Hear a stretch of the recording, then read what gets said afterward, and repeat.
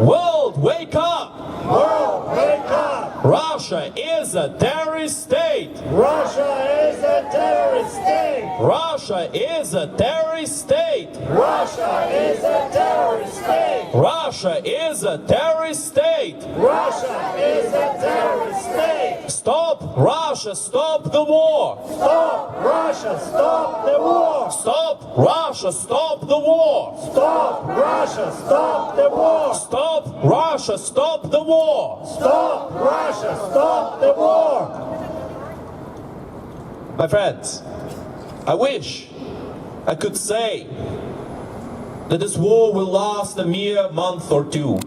I wish I could say that we are about to achieve a great victory over the Russian terrorist regime. But unfortunately, the supposed voices of appeasement, the isolationists, the far right and the far left, have been making some progress in their hypocritical purpose of stopping Ukraine from receiving the armaments that it needs to achieve that decisive victory that we have been able to achieve for years now. If only we got those weapons necessary. But alas, it would seem like the idiotic point of disarmament in the face of invasion has not yet been realized as a scam, as an idiocy, as a platitude that cannot work in the real world. It is sad. It is sad because every single day that this war goes on, people continue to die. It is sad. It is sad because some people who mean well are being brainwashed by Russophile arguments into believing that if only we stop arming Ukraine, the war ends. Then nobody will die, right? Wrong. If Ukraine stops fighting, what's going to happen is not only the full and complete dissolution of the Ukrainian state, not only the complete cultural genocide of Ukraine, but what will follow will be the mother of all political prosecutions. What will follow will be the mother of all genocides. For all of those Ukrainians who dared to resist the Ruski Mir, the Russian world, the Russian peace. For all of those who dared to fight back, they will be exterminated. That is what good, peaceful Russia entails for us. That is what they want to do. That is always what they wanted to do. All we have to do to realize this is to have a quick look at their propaganda, at what they are saying on their state-owned media. They're not talking about reaching peace with Ukraine. They're not talking about being friends with Ukraine again. No. They are talking about consequences. They are talking about punishment for the Ukrainian people and what will happen after they supposedly conquer Ukraine. The Ukrainians are not fighting for some lofty ideals. The Ukrainians are fighting for their existence, as they always have. As they have against the Soviet Union that has tried to genocide them in the past in the Holodomor. For any people who don't know, you can look it up yourself. Not so long ago, around a year ago, in fact. Thank you very much, my friends. If you want to join us, you're always welcome to join us. If your teacher won't say anything about that, there it is. But my friends, just as a little message. If you are curious about this, look up the Holodomor, which was recognized by the British government as an ethnic extermination of the Ukrainians, as a genocide. And yet in Russia, it still has not been recognized as such. In fact, in Russia, they don't say anything about the Holodomor. They say it never happened in the first place. And when they admit to an extent that it happened, they say, oh, it was just an accidental starvation. My friends, Ukraine is known as the breadbasket of Europe. Ukraine is known as the country with the biggest percentage of fertile soil and the best soil in the world. And Ukraine is not even densely populated. So if somebody wants to believe that supposedly back then Ukraine had a natural famine and the Soviet scumbags had nothing to do with that, then my friends, I'm sorry, but you're being set up. You're being scammed. You're being bamboozled. And you need to do better than that. You need to do some good research into sources that do not have their pockets full of Russian rubles, into sources that will tell you reality as it is, into sources that can be proven, that stand up to scrutiny. And scrutiny you must have to every single source that you check. That applies, of course, also to the pro-Ukrainian sources. Because, my friends, we are here with open minds and open hearts to the whole world. We are ready to accept any support from anyone who's willing, wherever they might be from, whoever they might be. And we are also ready to face our opposition head on, as we have many times in the past. But alas, our opposition is not looking forward to an interaction with us because our opposition is brainless. Either that, or they are paid by the Russian terrorist regime. And my friends, there is no money in the world that can buy Russia legitimacy in the crimes against humanity that they are perpetrating now and that they have perpetrated for years now.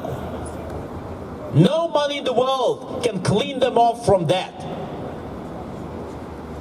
The only way to move for a better future, and this is something that needs to be known by every person on earth, the only way is to help Ukraine win, to arm Ukraine, to give Ukraine the weapons it needs, to finally send the Russian terrorist regime's army into flight. Long-range missiles, fighter jets, tanks, air defense, shells, all of these things are of utmost importance. And to all the individuals who claim that, oh no, but bombing the Russian oil depots is too much. My friends, who are we joking?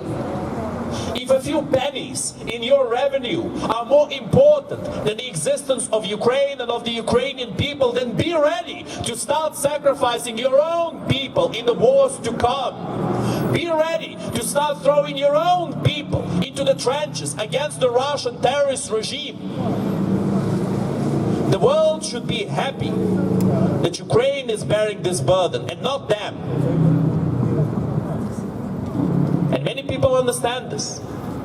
However, some unfortunately don't. Because people seem to have forgotten how wars are fought and won.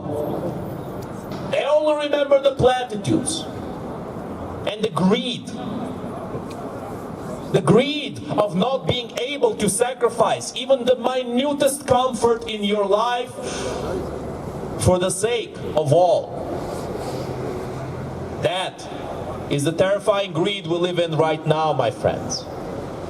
When people don't understand that if Ukraine falls, the Baltic countries will be next.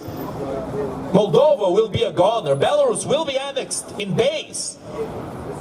In fact, Belarus is as good as a part of Russia at this moment.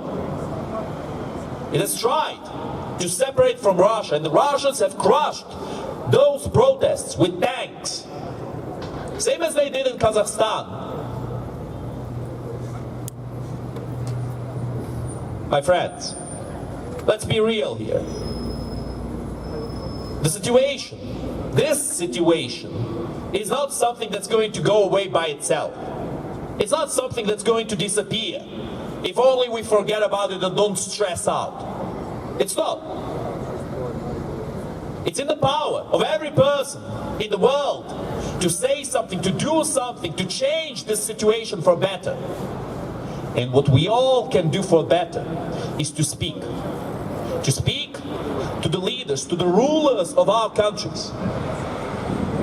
To ask for and to demand that more is done to end this war at long last. That Ukraine receives the armaments it needs at long last. So that Ukraine can win and this war does not go further into Europe. Go Russia! Why is that, my friend? Do you have a reason for that? For NATO. For NATO, okay. Okay. You're a very well-educated individual. You're a very well-educated individual, I see. Oh, thank you. Would you come back here and explain why? Of course not. Look at this guy. Look at this guy. Oh, I love these people. You know, honestly, my friends, I love these people. Why are you running? Why are you running away? You're so brave. You're so brave, my friend. Oh, Lord have mercy. Now, this individual comes by us, and he starts trash-talking Ukraine. He starts trash-talking NATO. NATO is the only entity that's keeping Russia at bay. NATO is the only entity preventing the Russian terrorist regime from going any further into Europe. But, my friends, if Ukraine falls, then the taboo of invading NATO might not be such a taboo after all. The Russians will feel enabled to do whatever they want. And think about this scenario. One village in Estonia with around 90% ethnic Russians in that village. Imagine one beautiful day, the Russians just decide to come there and annex this village. The next day, they go for another, and then a city, and then a whole region of Estonia, and perhaps the whole country. As we've heard, there's a big Russian minority in Estonia, in Latvia, in Lithuania. What will be stopping the Russians from doing so? The answer is simple. NATO will be stopping them. NATO will be the deterrent against such moves. NATO is the only reason why the Russians have not done this to Estonia, Latvia or Lithuania, but instead went to Ukraine.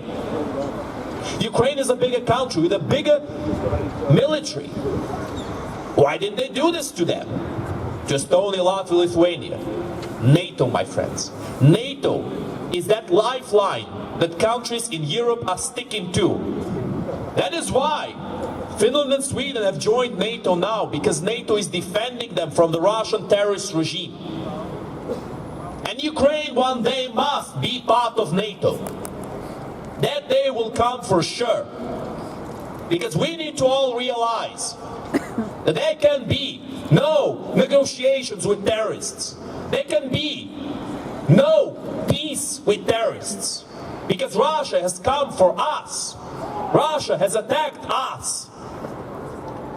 And what needs to happen, my friends, is for us to understand, for everybody in the West to understand at long last, that the people who continuously attack you are not doing so because they just misunderstood. They're doing so because they want you dead. It's as simple as that. And if you want peace, if anybody wants peace in Europe, what needs to be done is not appeasement tactics. It's not these day-long ceasefires with Russia that last for as long as it takes for them to backstab us again. No. What needs to happen is that Ukraine will receive the weapons it needs, that Ukraine will be armed, that Ukraine will be enabled to finally fight back against the Russian terrorist regime. That is what needs to happen, and that is what we are going to achieve.